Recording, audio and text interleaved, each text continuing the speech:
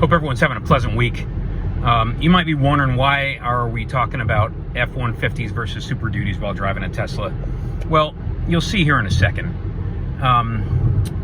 The question comes up all the time whether you should be towing with an F-150 or a Super Duty, and that's almost the number one question people ask. They say, hey, I got a 5,000 pound camper, I got an 8,000 pound travel trailer, I got a 10,000 pound boat that I'm towing, and should I buy an F-150 or should I buy a Super Duty to tow that trailer with?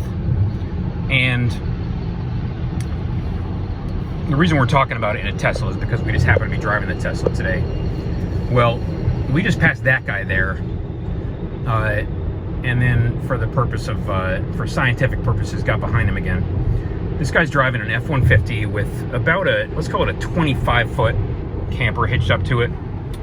And it's a weight distributing hitch. And it's a 2021 to 23 F-150. And if you had to guess, that's anywhere from about a 5,000 pound to maybe an 8,000 pound camper.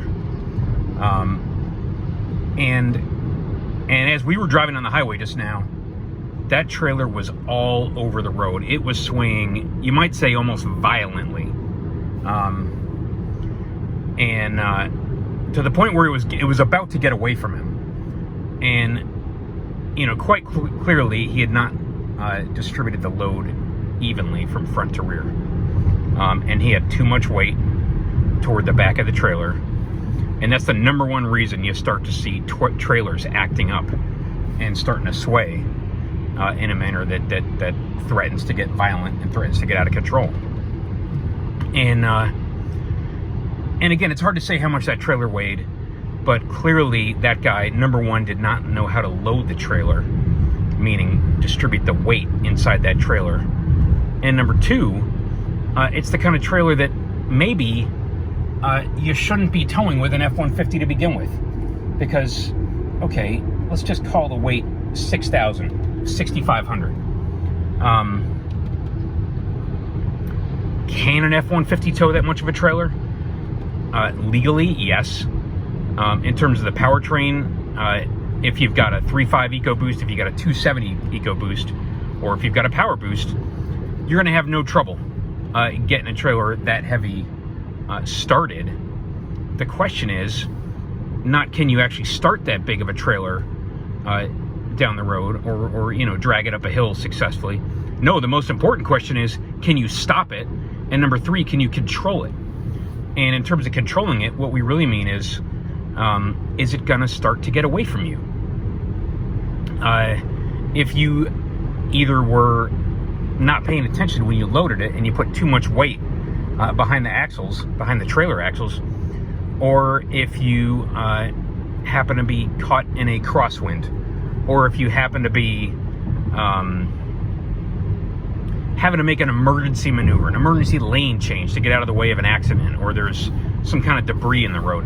Happens all the time, especially on a highway like this, which is Interstate 78, that has a lot of 18-wheeler traffic, because they're always blowing tires, and you'll have a tire carcass in the middle of the highway, and you don't want to run into that if you can avoid it. Or maybe something falls off of the truck. You know, like that tire carcass right there, for instance. You don't want to run over something like that if you can avoid it. And so if you've got an F-150 and you have to make an emergency lane change with a bumper pull trailer, which is what that guy had hitched up, it could be a death-defying proposition. If you, again, if a crosswind hits you just right. And we were in Kansas last month, driving from Denver to Dallas, going through western Kansas on Interstate 70, and there were at least two 18-wheelers flipped over on their sides because a very, very strong storm kicked up out of nowhere, and it was raining very, very hard. We had to slow down to like 35 miles an hour, and the wind was just blowing. It was blowing really, really hard, and it knocked over at least two or maybe three 18-wheelers on their sides. And if it'll do that to an 80,000 pound truck, potentially, truck and trailer, it'll have no trouble knocking over an F-150 with a 6,000 or 7,000 pound trailer. And you might say, well, if it's going to do that to an F-150 with a trailer hitched up to it, could it also knock over a Super Duty? Maybe, maybe not, but the issue remains. Do you want to have a trailer hitched up to you with that kind of aerodynamics, with that much weight that is going to be pushing the truck around? Again, even if it's inside the truck's towing limits, and even if it's loaded properly, even if you got a weight distributing hitch, so you're not sagging the rear end and doing that kind of a thing, and unloading the front end, which also severely affects your handling. Where we draw the line is about 5,000 or 6,000 pounds.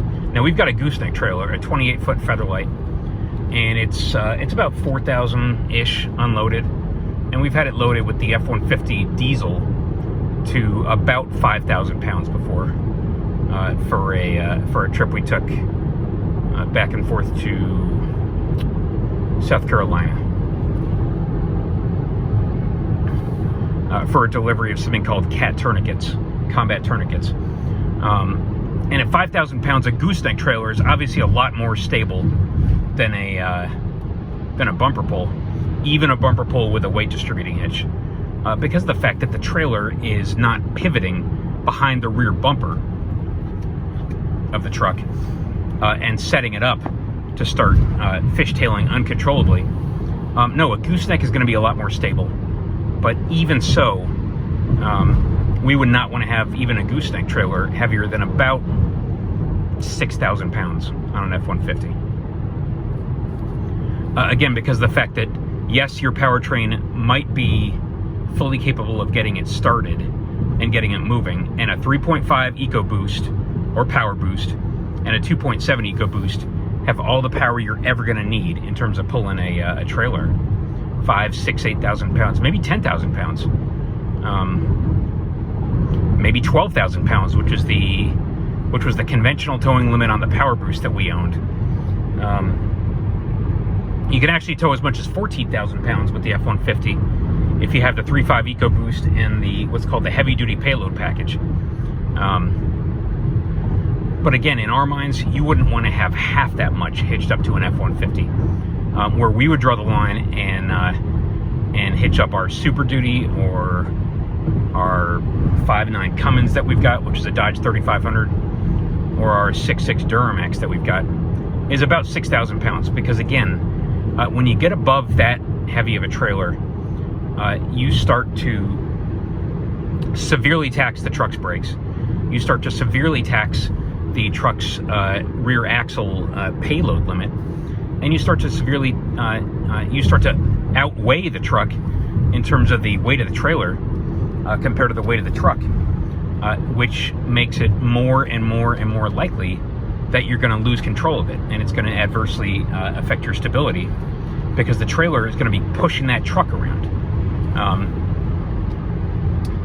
And so again, just in terms of brakes, there is no light duty pickup truck other than the Silverado 1500 with the 3.0 Duramax, the new generation 3.0 Duramax, that has an exhaust brake. And as a result, you're going to be taxing your vehicle's service brakes, your light duty pickup service brakes, to the limit or beyond when you go down a steep hill, an extended downgrade. And everyone talks about the Ike Gauntlet. No, not just in the Rocky Mountains, but even in the Appalachian Mountains, going through Pennsylvania on like Interstate 80. You have some long descending grades that are going to melt the brakes on a light duty pickup truck if you put a 6,000 or 7,000 or 8,000 pound or 10,000 pound trailer on it. Our F-150 diesel has 0 engine braking. Our Power Boost had some, but not much, engine braking. And so because the engine's not going to help you slow down, you're relying on your friction brakes, your service brakes, to do all the braking as you're going down steep hills. And yes, the trailer has brakes as well, but you don't want to load those trailer brakes up too much, because then there's a chance they're going to lock up, and then your trailer is going to come around on you while you're going down a steep hill, especially in the rain, where the difference between being in control and being out of control is very, very, very narrow. And you don't have a lot of like at the limit behavior on the part of your truck that tells you it's getting ready to lock up the brakes and get away from you. So again, you know, everybody's got their definition of what's too much. For us, once you get above about 6,000 pounds, and that's just on level ground,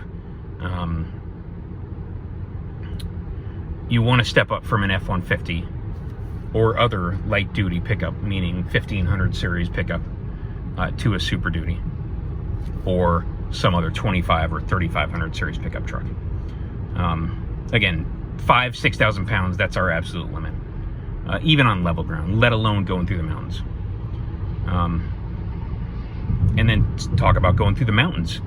If you have a heavy duty pickup that does not have exhaust braking, like for instance our 5.9 Cummins, you wouldn't want to use that with a heavy trailer going through the mountains, because we had a little 16-foot bumper pole enclosed cargo trailer on it, and it was maybe 7,000 or 8,000 pounds, and that thing was melting the brakes going through the mountains, because again, the 5.9 Cummins has no engine braking because it doesn't have a VGT on it, and the 6.7 Cummins is the only Cummins that has an exhaust brake.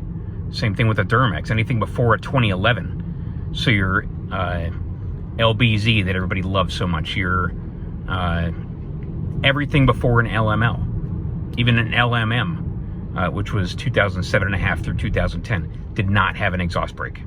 Your LLY and your LB7, none of them. So think long and hard, but before taking an older heavy-duty diesel through the mountains. Anyway, enough about that. But that is our cutoff point. Between 5,000 and 6,000 pounds, that's the most we would pull with a light-duty pickup, meaning an F-150. And you can you can make your own decision. Obviously, you're not going to do anything illegal, but even when you're well inside the towing limits on these trucks, you don't want to stress the brakes out, and you don't want to overload the rear axle to the point where you're adversely affecting the stability of the vehicle, like that truck we passed at the start of the video, which was, I mean, it was wagging the tail so badly, it made us think long and hard before passing it the first time. All right, well, thanks everyone. We will talk to you later. Have a great week.